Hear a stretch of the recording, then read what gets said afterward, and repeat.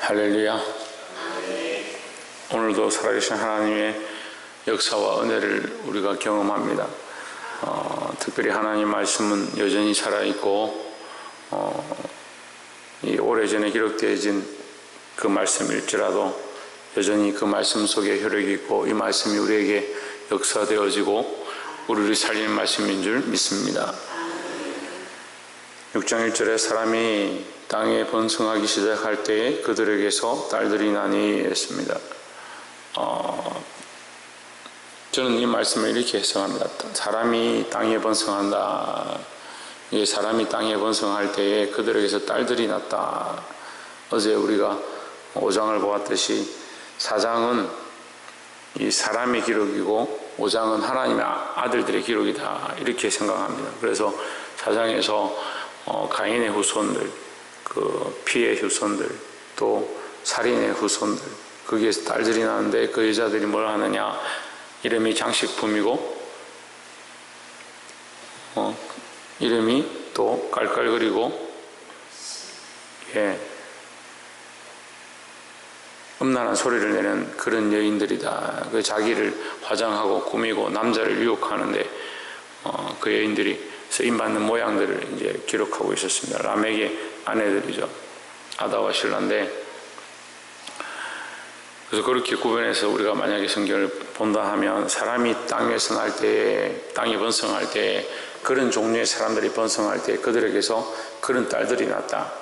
그 사람의 모양은 지금 여기에 창세기 6장에서 지금 뭐 이스라엘이냐 야곱이냐 이방인이냐 이렇게 구분을 할 수 없으니까 우리가 구약을 이렇게 묵상하다 보면 이스라엘은 거룩하고 야곱이나 유다인들, 이방인들은 더럽고 이스라엘 백성은 거룩하고 이렇게 성별되어지는 모양들을 우리가 봅니다. 그래서 때로는 착각하죠.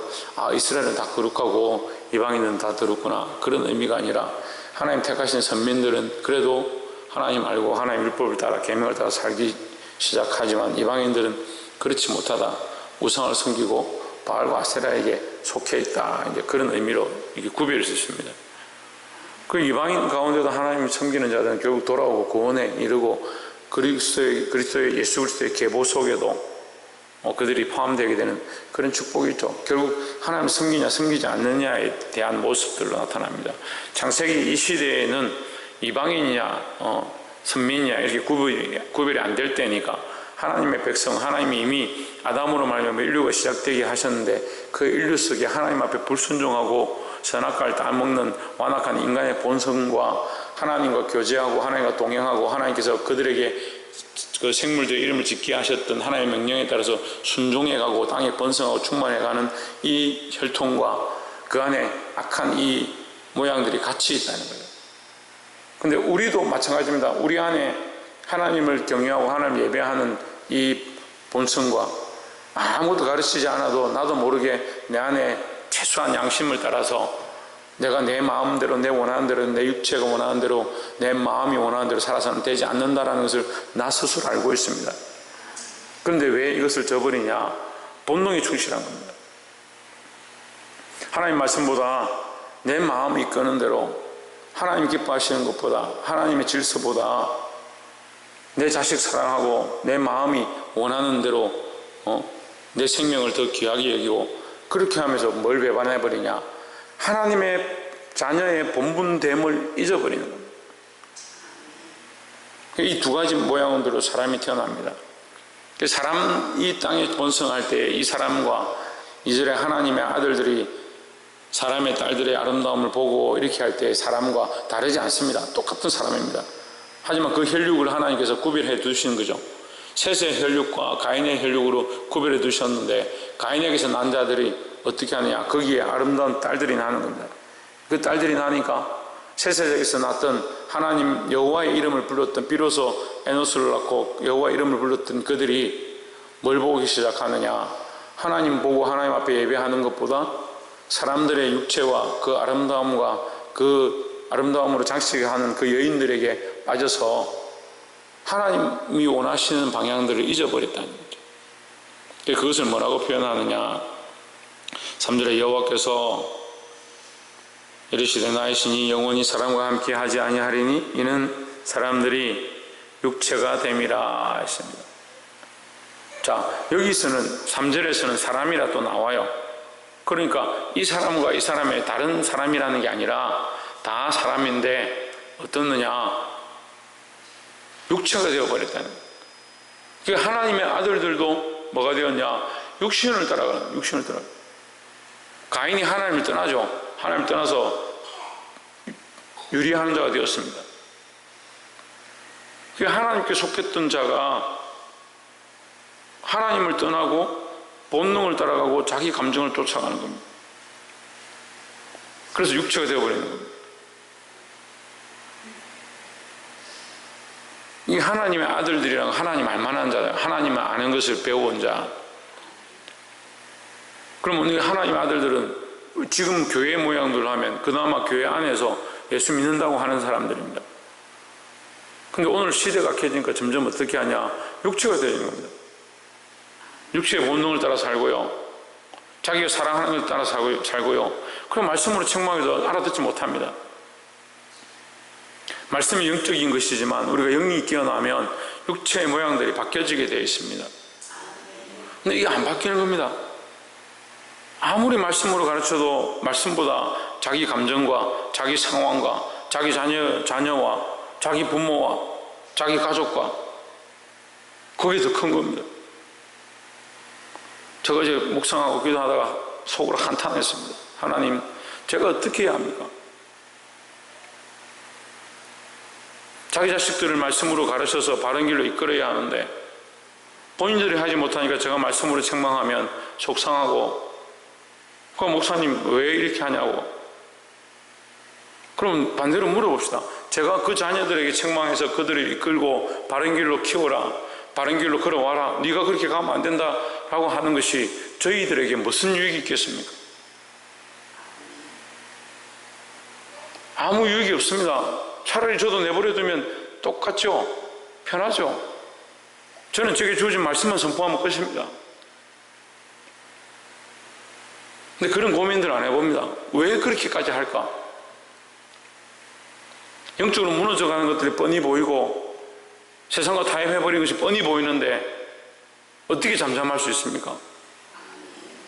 근데 본인들을 위해서 그 아이를 살리고자 하고 그 생명을 살리고자 해도 본인들은 아무렇지도 않은 겁니다. 왜 내 삶에 간섭하느냐? 왜 내 자식에게 간섭하느냐? 왜 내 가족들한테 잔소리하느냐?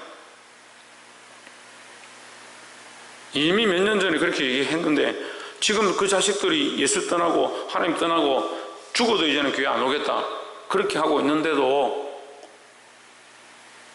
그 안 오는 자녀들에 대해서 책망하는 것들을 듣기 싫어하는 겁니다. 내버려둬라는 거죠. 아니 그게 무슨 믿음입니까?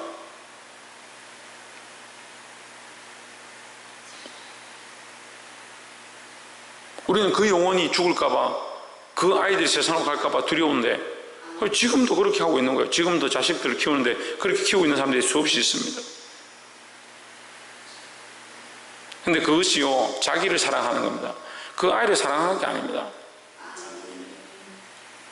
그럼 목사님이나 세워진 자들이 왜 그런 생각들하고 그런 말들을 하느냐? 그게 하나님의 관점이죠. 사람의 관점이면 이게 유익하지 않은데 왜 그렇게 하겠습니까? 제가 교회를 운영하면서 계속 그 얘기를 합니다. 사람의 관점으로 하면요, 오히려 11조 많이 내고 헌금 많이 내는 사람, 교회 와서 아무 얘기 안 하고 그냥 돌아가는 사람, 그런 사람들 잘 챙기면 됩니다. 지금 우리 안에 있었던 분쟁,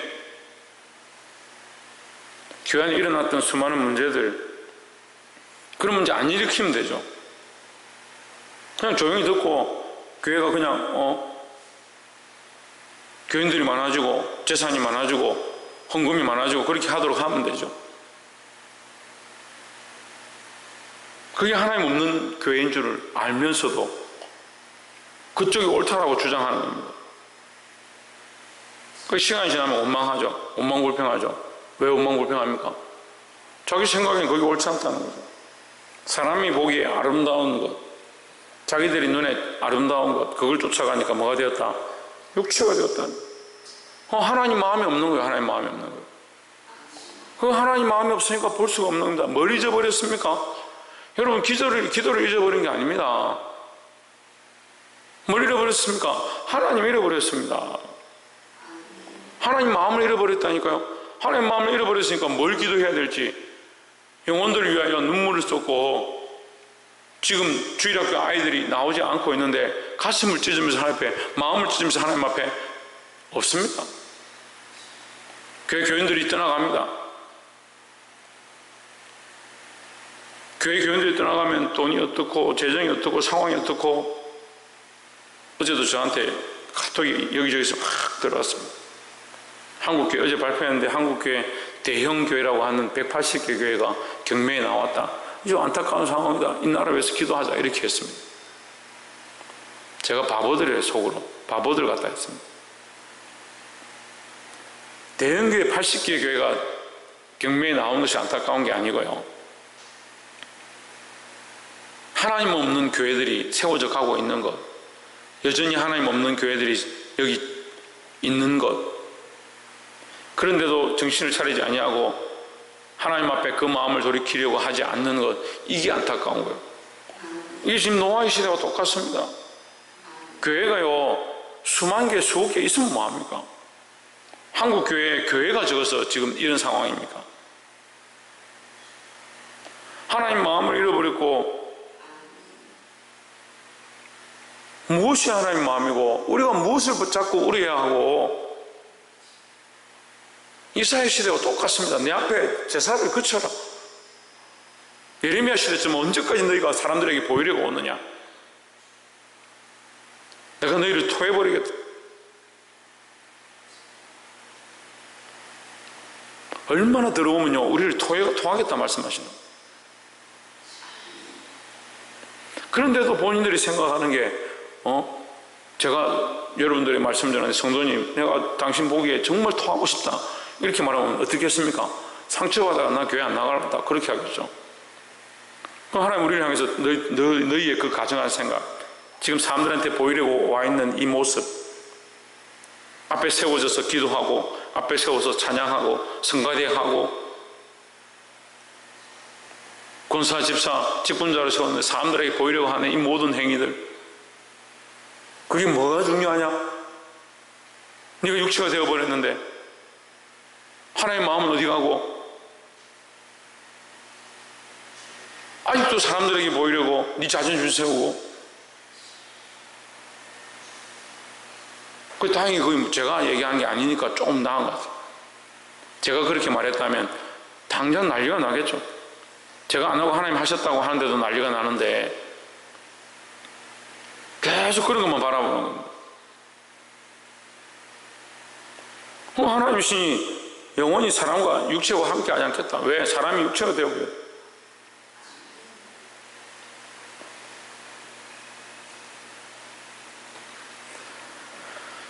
오전에 여호와께서 사람의 죄악이 세상에 관영함과 그 마음의 생각이 모든 계획이 항상 악한 뿐임을 보시고 있습니다.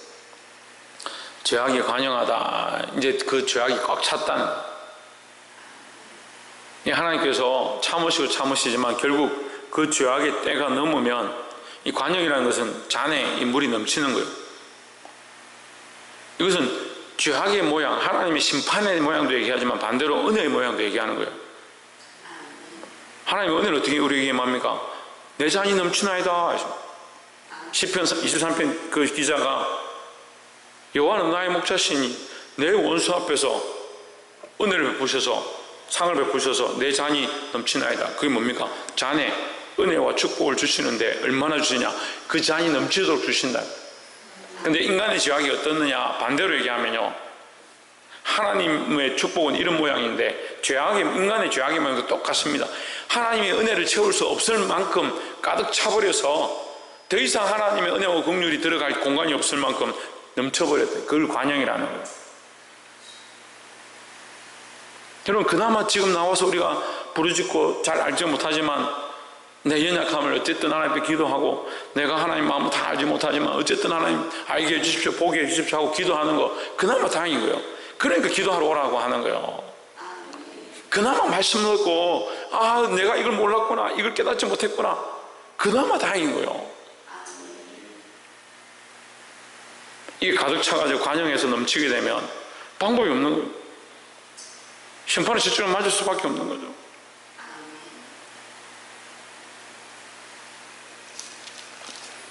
하나님 없는 시대. 하나님이 없는 게 아닙니다. 이 시대를 하나님 없는 시대라, 이상이 없는 시대라. 근데 제가 이 시대를 보니까요, 묵상하니까 사사시대가 똑같은 겁니다. 사사시대를 암흑의 시대라 하는데 왕도 없었고 선지자들도 없었고 예언도 사라지고, 딱 이 시대가 그런 거예요. 하나님 말씀이 없는 거예요. 하나님 말씀이 없어서 없는 게 아닙니다. 선지자가 없어서 없는 게 아니에요.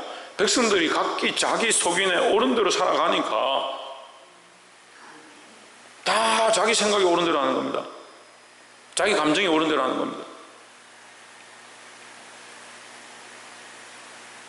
여기 자기 자식들 데려다 놓고 제가 제초리를 들면 여기 기뻐하고, 내 자식을 그렇게라도 사랑하시는구나 생각할 사람이 몇 명 되겠습니까?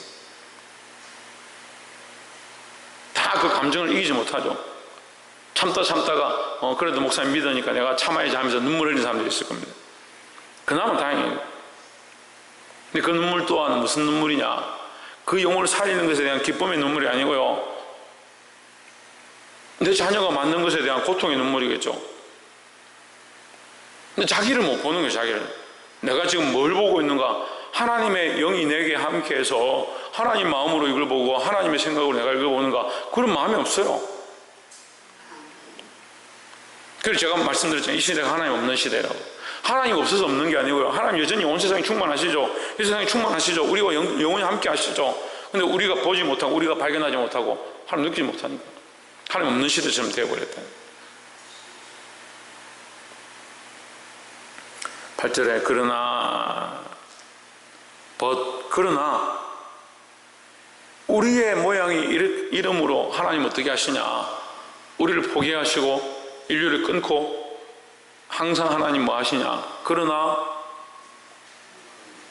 우리의 죄악이 관영하지만 하나님 그러나 우리에게 은혜를 베풀어 주신다, 긍휼을 베풀어 주신다는 거예요. 그러나 노아는 여호와께 은혜를 입었더라 하십니다. 오늘 중요한 말씀이라 조금 길어져도 여러분 양해해 주시기 바랍니다. 여호와께 은혜를 입었더라. 하나님은 노아에게 은혜를 베푸시는 것으로 보이지만 결국 노아로 말미암아 온 인류가 사는 거니까 하나님께서 긍휼을 베풀어 주시는 겁니다. 9절에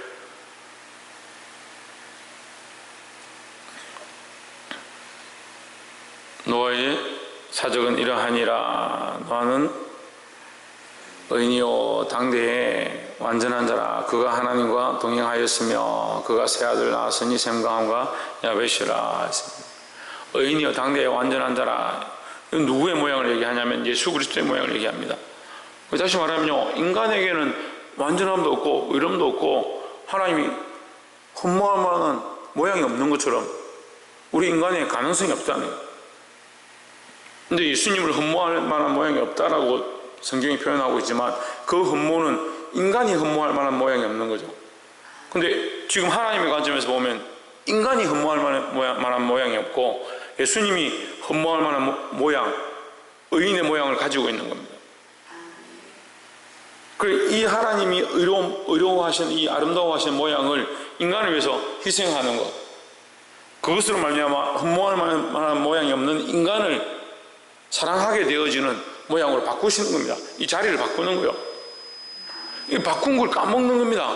우리가 합당해서 우리가 은혜 받을 만해서 우리가 여기 설 만한 자격이 있어서 서 있느냐?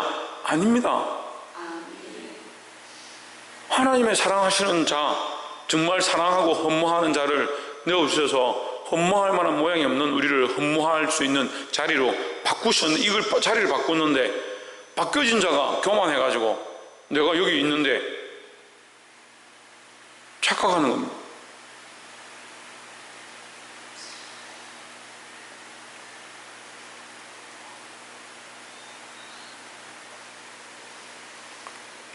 우리의 신분이 죽을 수밖에 없는 자리에서 은혜의 자리로 온 것은 하나님의 긍휼하심이지 우리의 공로가 아니지 않습니까? 그러니까 이게 하나님의 은혜죠. 인류가 살 수 없는 그 상황에서, 형편에서 노아를 통해서 복음을 전하게 하시고 들을 기회를 주시고, 그런데도 결국 안 들었지만 어쨌든 노아를 통해서 온 인류가 다시 땅에 번성하게 되어지는 축복을 받습니다. 그게 하나님의 은혜요 긍휼이 다는 겁니다. 그게 예수 그리스도의 모양이다.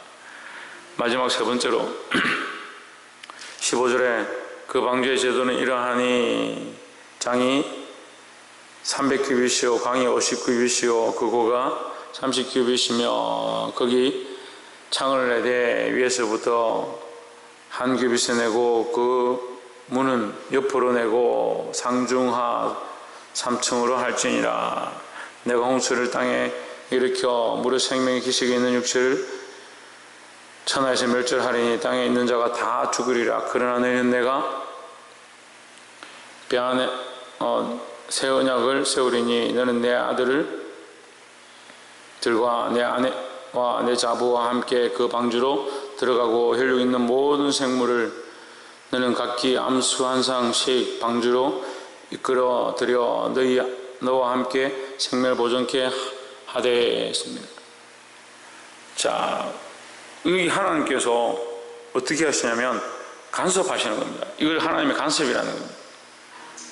우리는 하나님의 간섭을 구해야 합니다. 그런데 이 시대는 간섭하는 걸 싫어하죠. 그냥 하나님 구원하시면 되죠. 왜 나에게 이 일을 하라 합니까? 왜 나에게 칸을 나누라 합니까? 창문을 내라 합니까? 문을 만들라 합니까? 역청을 치라라 합니까? 그런 마음이 항상 있는 겁니다. 내가 원하는 인생의 배를 만드는 게 아니라 하나님 기뻐하신 구원의 방주를 만들어라고 나를 찔러 쪼개며 자르며 하나님 원하시는 집으로 건축되어지기를 원하십니다. 그것 또한 하나님의 은혜의 모양이죠. 우리가 만들어져가는 이 모양이 하나님의 은혜의 모양이죠. 근데 인생은 어떻게 생각합니까? 이것이 구원의 방편이고 구원의 방주로서 그 역할을 감당하도록 그런 모양으로 만드시는데 인생은 어떻게 생각합니까? 왜 나를 자르시냐? 왜 내게 자꾸 찌르시냐? 왜 나에게 자꾸 이렇게 하라고 하시냐? 그런 착각에 빠지는 겁니다.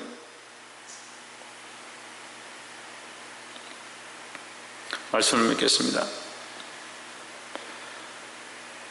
사랑하는 성도 여러분, 하나님께서는 우리에게 긍휼을 베풀어 주시고 구원하기 원하십니다. 내 모양이 아니라 내가 원하는 방식이 아니라 하나님의 모양으로 우리의 모습들을 바꿔가야 합니다. 특별히 그 속에 하나님의 긍휼이 있고 하나님의 자비가 있고 하나님의 은혜가 있음을 잊지 마시길 바랍니다. 내가 원하는 내 마음에 기뻐하는 것이 아니라 하나님이 원하시는 하나님 마음의 기뻐함들을 쫓아가고 내 속에 하나님 마음이 들어와서 성령이 들어와서 내 생각을 바꾸기 원하실 때 그 앞에 순종하고 하나님 마음을 구할 수 있는 이 약한 시대 가운데 방주 역할을 감당할 수 있는 저와 여러분 되기를 주의 이름으로 축원합니다. 기도하겠습니다.